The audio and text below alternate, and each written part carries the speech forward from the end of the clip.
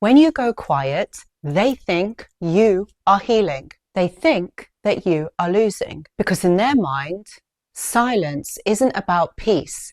It's a countdown, a gap that they are already planning to fill. They're not sitting there respecting your boundary. They're recalculating, watching, waiting. They're waiting for the exact moment on when you'll break first. And today, I'm going to tell you exactly what's happening on the other side of that silence, what they're thinking, what they're planning, and why the fact that it is driving them quietly insane is the whole point. Your silence isn't just empty. It's the loudest thing you have ever said, and they hate that they can't answer it. If you are new here, my name is Anushka. I've got a master's in clinical psychology and a postgraduate diploma in applied psychology. So what I do is I talk about theory along with lived experience to help you level up your mindset. So today in this video, we're going to be talking about the misconception, what the silence really is doing, and what it means for you. So let's get into it. Most of us think that when we go silent, it registers to them in the same way that maybe if someone went silent with us, what we would do is we would probably reflect on it, think about it. And I think most of us, and I can actually say this, that we would probably internalize it and we would blame ourselves, but not for a narcissist. No, they're not going to be doing that. What they do is when you go silent, what they start to do is they start to watch, they start to stalk, they start to kind of try and figure out your patterns. Please don't be under any illusion that they don't know what's going to happen next, who you are. They have spent so much time studying that, and they have worked you out for sure. They have. Like, I could also say that, like, in some respect, you also have worked them out. So there is the clarity, like both of you know each other, but they have used specific markers on your triggers, on how to emotionally overstimulate you. So they're going to be using this information against you, but also this information is good for them because now they can work out what's going on. You see, one misconception here as well is that the narcissist doesn't consider your silence as a boundary. They don't think of it as, oh, okay, I've done something wrong. They don't have that foresight. They don't actually internalize. They don't blame themselves. These individuals, and I know I've talked about this a lot in the videos, have an external locus of control. And what that means in psychology is that they externalize everything.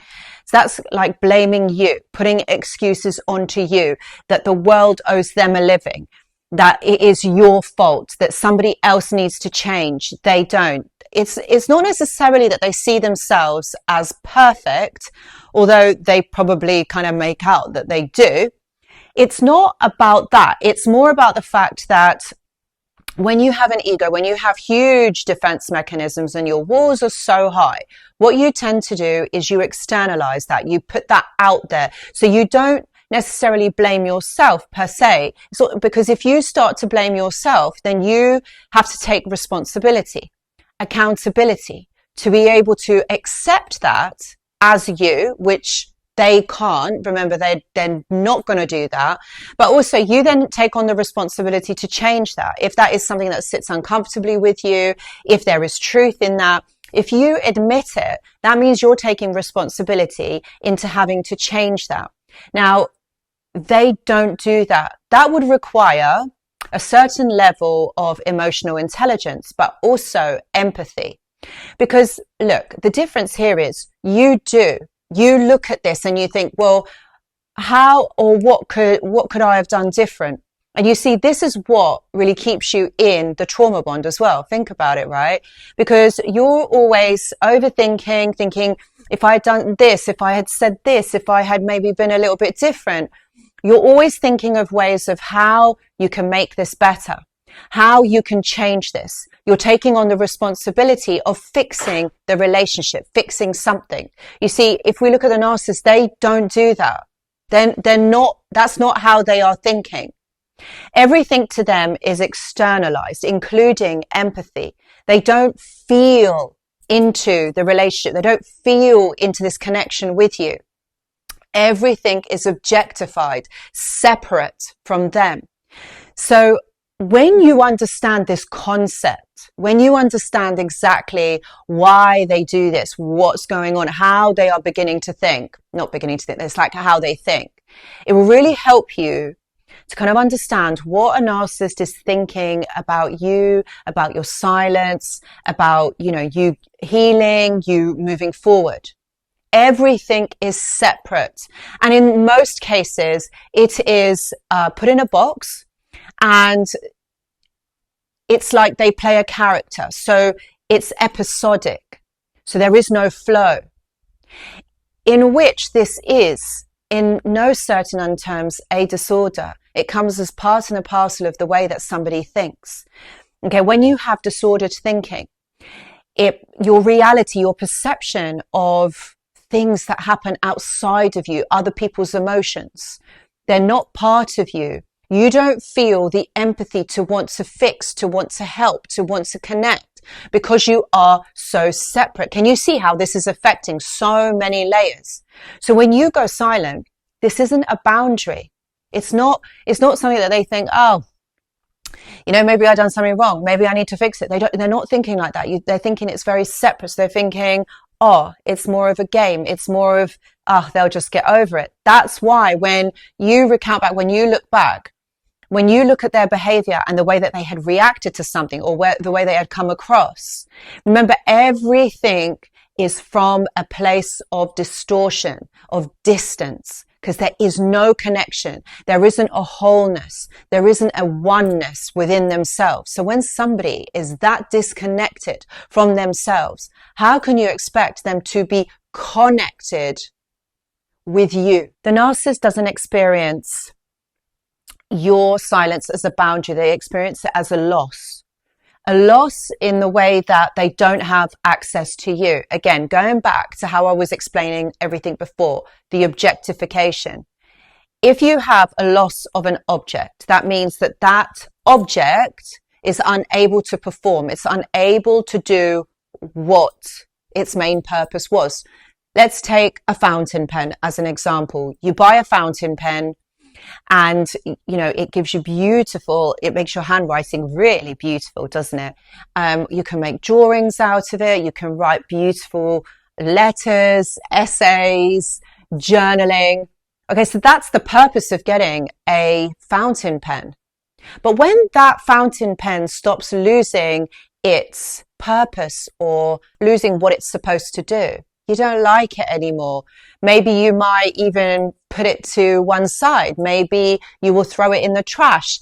Maybe you'll just get another one, because there is no emotional connection. There's no connection to the fountain pen. It's an object. It performs a purpose. It performs something, that you want it to. And this is how they think of you. Again, separate, disconnected, not connected to you. So when you go, it's a loss, because it's a loss of a function that they wanted from you. And that can be your kindness, your patience, your love, who you are as a person, how you make them feel, what you do for them.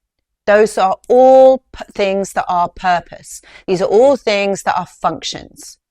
So when they lose that, that's what they are annoyed about, not anything else. And notice how I say annoyed. It's not like their heart felt like, oh, maybe I actually hurt that person. Maybe I shouldn't have done that. That does not cross their mind.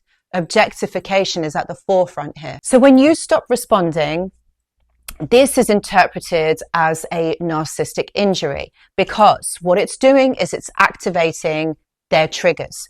The first one is going to be about abandonment. So if you stop talking, interacting with them, you're activating a wound, because you're abandoning them. And this is why it's called a narcissistic injury. It's an ego injury, if you really think about it. What you're tapping into is a trigger that has been developed from childhood, and this is something that they're really trying to hide. Nobody, like those of us who do have abandonment wounds, we know how painful that is. For some of them, it could be rejection, abandonment wounds. Those are the two main ones that I feel like most of us have. But these individuals they feel it a lot deeper because it's tied to their own self-worth, to their confidence. Now, when someone can't get what they want, you see, they come from a place of emotional vulnerability. This is something that they've not learned to work on. It's not something that they want to recognize. For most of us, yeah, we feel it, we accept it. They don't. So it's part of their identity. And when someone relies on other people's reactions, interpretations, perceptions of them, this can have a real big blow again to their ego. So you're reactivating childhood wounds. Not that you meant to, but at the end of the day, you've got to put boundaries. You've got to stick up for yourself. You've got to protect yourself. You can't keep allowing this person to do what they are doing because, number one, it's really not working for you. But number two, it's hurting you. What your silence does is it removes the mirror. And I know you've probably heard of this analogy. It removes the mirror because think about it. If you're being nice, you're being kind, you're exposing those triggers. You're not there anymore to kind of cushion it for them. If you're there, like I said, you serve a function, you serve a purpose. You're doing all these things for this person, but getting nothing in return. So when there is nothing in return, when there is a silence, when you have gone, how is that going to look for other people? How are other people going to interpret that you have gone, that you are not there anymore? It's going to expose them.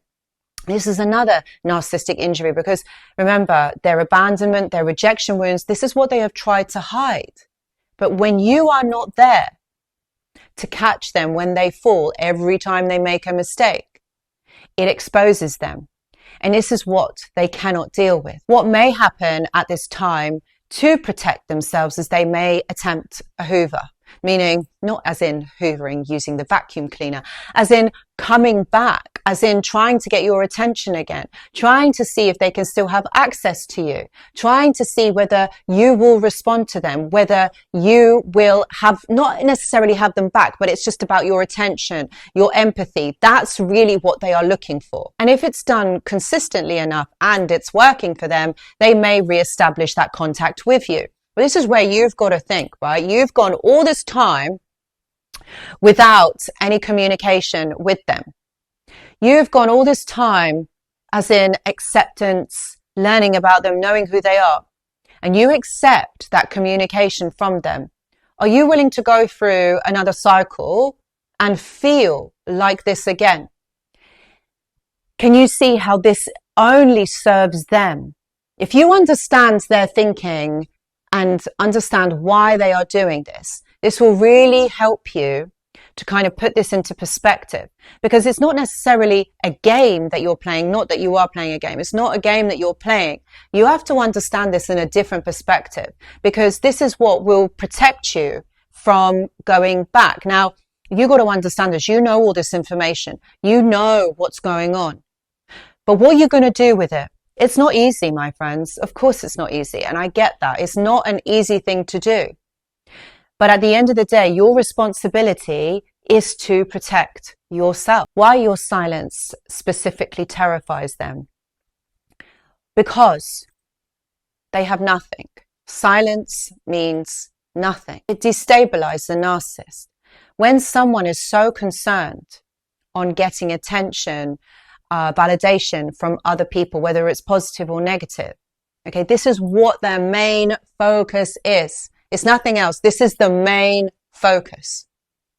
So when that is taken away, that really destabilizes them, because that's what they live for. That's what they want. That's how they can gauge whether this person wants them or doesn't want them. Again, it's to do with the triggers of abandonment or rejection.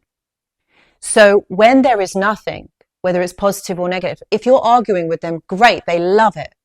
They want you to argue. They want you to put your side across. You know why? Because they then can argue back. That means that you're still in the game, because it's some sort of attention. And this is what they are looking for. Some sort of attention. Whether it's positive, great, they're winning, because it's boosting their ego. It's making them feel wanted, and they know that they've got access to you. Can you see? This is all objectification. This isn't a normal way of thinking. This isn't healthy. What this is doing is showing you their mental state. It's showing you how powerful you actually are, how powerful your silence is in reclaiming yourself back in all of this. So what does the narcissist think of your silence? They are shitting themselves, excuse my French. They hate it. But what it does do is it gives power back to you. And that's what you've got to remember.